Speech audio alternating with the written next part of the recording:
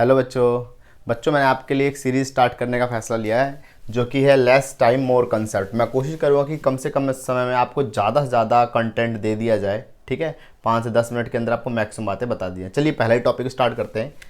What is physics? Physics है क्या? Physics क्या चीज़ है? देखिए, physics is the study of nature and laws.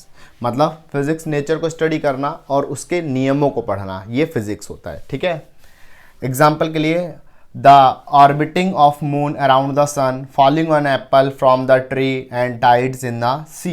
मतलब चंद्रमा अर्थ के चारों तरफ जो घूमता है, ये सन के चारों तरफ जो अर्थ घूमती है, ये देखो बेसिकली फिज़िक्स वो है जो फिनोमिना नेचर के अंदर हो रहा है, अगर हम उस फिनोमिना को अपने लैब में परफॉर्म कर सकते हैं वो फिज़िक्स है। ठीक है, जो फिनोमिना नेचर में हो रहा है उसी फिनोमिना को अगर हम अपने लैब में परफॉर्म कर सकते हैं वही फिज़िक्स होता है। नेचर को समझना, नेचर को समझ के अपने थ्योरीज, अपने लॉ, अपने कॉन्सेप्ट्स को देना, यही फिज़िक्स है। मैं आपको फिज़िक्स एक और तरीके से ही बताने वाला हूँ। अब देखिए, जैसे physics is the concern with the basic rule which are applicable to all domain of life. All domain का मतलब होता है पढ़े जाने वाली सभी क्राइटेरिया के अंदर। फिजिक्स जो है लाइफ का एकदम बेसिक थीम है। मतलब जो लाइफ हम जी रहे हैं, जो हम नेचर देख रहे हैं, जो हमारे चारों तरफ चीज़ें हो रही हैं, वो सभी फिज़िक्स का ही पार्ट हैं। डायरेक्ट और इनडायरेक्ट वो फिज़िक्स का ही पार्ट हैं। इसको समझना, देखना और करना, यही फिज़िक्स होता है। ठीक है, चलिए मैं आपको और समझाता हूँ फिज़िक्स क्या होता है। देखिए बच्चों जैसा कि मैंने अभी समझाया कि फ़िज़िक्स क्या होता है, मैं आपको एक बहुत बड़े फिजिस्ट थे आरपी फैनमान, इनके अकॉर्डिंग समझाता हूँ कि फिज़िक्स क्या होता है। The great physicist doctor RP Feynman has given wonderful description of what is understanding the nature. मतलब नेचर को किस तरीके से समझा सकता है। इन्होंने एग्जांपल दिया, चेस का एग्जांपल दिया था। मुझे आपको चेस नहीं सिखाना कैसे खेलते हैं, बस मैंने एक एस्टिमेट डायग्राम बना दिया चेस का, elephant, horse, king, queen and all. मतलब मैंने प्रॉपर बनाया नहीं, बस समझाने के लिए आपको मैंने रख लिया। जैसे कि देखो, अब यहाँ पर कोई एक पर्सन है, मान लीजिए ये कोई भी एक्स पर्सन है, एक्स, और यहाँ पर एक कोई वाई पर्सन है। ठीक है ना, तो ये x और ये y, और यहाँ पर z है, यहाँ पर कोई z है। ठीक है ना, ये कोई z पर्सन है, ऐसे करके। ठीक है ना, अब क्या है कि भाई x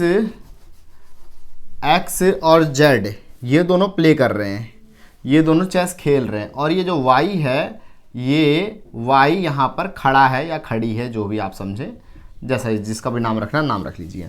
ये x है और ये z है, ये यहाँ पर खेल रहे हैं, चेस खेल रहे हैं, और सॉरी x और z, और ये y, x और z यहाँ पर खेल रहे हैं चेस, और y उसको देख रहा है। अब मुझे एक बात है, ये x और z ये दोनों कभी नहीं बताएंगे कि चेस कैसे खेलना है, y सिर्फ देखता जाएगा। ठीक है, अब आप मुझे ये समझ बताइए कि y देखता देखता 2 साल, 4 साल, 10 साल, 20 साल, 50 साल, क्या कभी वो चेस खेलना सीख सकता है?